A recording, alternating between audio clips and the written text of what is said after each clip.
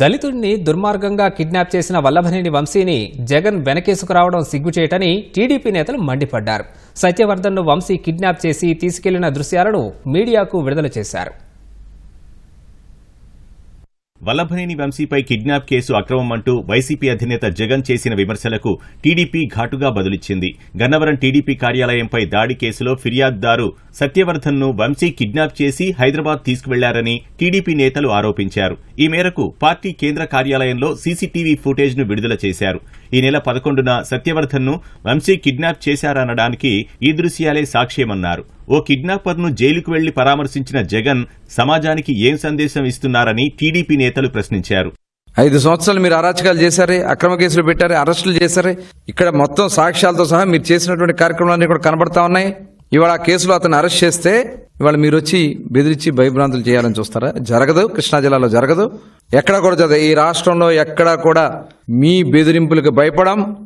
ప్రజాస్వామ్యబద్ధంగా గౌరవ ముఖ్యమంత్రి చంద్రబాబు నాయుడు గారి నాయకత్వంలో నిజంగా మేము కక్షపూరితంగా చేయాలంటే వచ్చిన నెల 2 నెలల్లోనే అందరిని అరెస్ట్ చేసేవాళ్ళం. మాకు ఆలోచన లేదు. ప్రజాస్వామ్యబద్ధంగానే విచారణ జరిపిస్తాం. ఎవరైతే దీంట్లో బాధ్యులయ్యారో వాళ్ళందరి మీద చర్యలు తీసుకుంటాం. బలహీన వర్గాలు దళితులపైన దాడులు చేసి కిడ్నాపులు చేస్తున్నటువంటి వ్యక్తులకి అండగా నిలబట్టడానికి మీరు ఇవాళ జైలుకి వెళ్లారా? ఇవాళ ఏం తెలియజెప్తా ఉన్నారు మీరు రాష్ట్ర ప్రజలకి?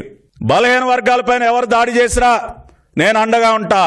దళిత బిడ్డల్ని ఎవరు కిడ్నాప్ చేసినా జగన్మోహన్ రెడ్డి అండగా నిలబడతాడన్న మెసేజ్ ఇవ్వడానికి వెళ్లారా మీరు జైలుకి? ఇవాళ మీరు సూటిగా జవాబు చెప్పాలి. ఏం చర్య తీసుకున్నారు మీరు? డ్రైవర్ సుబ్రహ్మణ్యాన్ని కిరాతకంగా చంపి డోర్ డెలివరీ చేసినటువంటి వ్యక్తి పైన ఏం చర్యలు తీసుకున్నారు మీరు? నేరస్తుడైన జగన్ మరో నేరస్తుడిని సబ్ జైల్లో కలిసి కట్టుకథలు అల్లారని హోంమంత్రి అనిత విమర్శించారు. 4 కాగితాలు మరో 4 మైకులు ముందుంటే ఎలాంటి కథలైనా జగన్ అల్లేస్తారని దుయ్యబట్టారు. తాము కక్ష సాధింపులకు పాల్పడాలనుకుంటే ఈ 8 నెలల్లో వైసీపీ నేతలెవరూ బయట తిరిగేవారు కాదన్నారు. పాత జైలు పక్షి మళ్లీ కారాగారానికి వెళ్లి రౌడీలు గూండాలకు వత్తాసు పలుకుతున్నారని రెవెన్యూ మంత్రి అనగాని సత్యప్రసాద్ మండిపడ్డారు.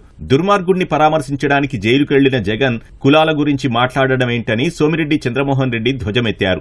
జగన్ వ్యాఖ్యల్ని వైసీపీ నేతలు కూడా సమర్థించారన్నారు.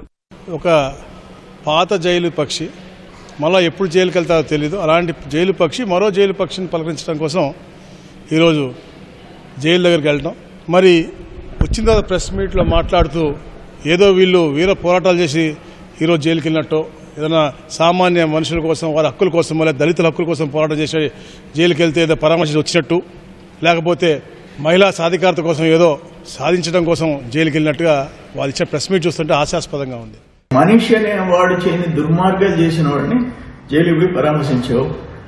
అక్కడ మీ తల్లి పైన, మీ చెల్లి పుట్టక పైన చేసిన సోషల్ మీడియాలో వ్యాఖ్యలు చేసిన పోస్టింగ్లు పెట్టినవాడు జైల్లో ఉన్నాడు. ఆయన కూడా పోయి పరామర్శించరా? ఒక పని అయిపోద్ది. ఆ పని చేయి, నువ్వు మంచి పేరు వస్తుంది నీకు.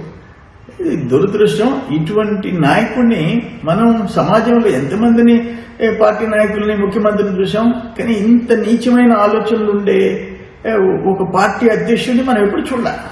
అన్ఫార్చునేట్. మహిళల వ్యక్తిత్వాన్ని కించపరిచి ఓ దళితుడిని బెదిరించిన వంశీని జైలుకు వెళ్లి ఎలా పరామర్శిస్తారంటూ టీడీపీ రాష్ట్ర అధ్యక్షుడు పల్లా శ్రీనివాసరావు జగన్కు 10 ప్రశ్నలతో బహిరంగ లేఖ రాశారు.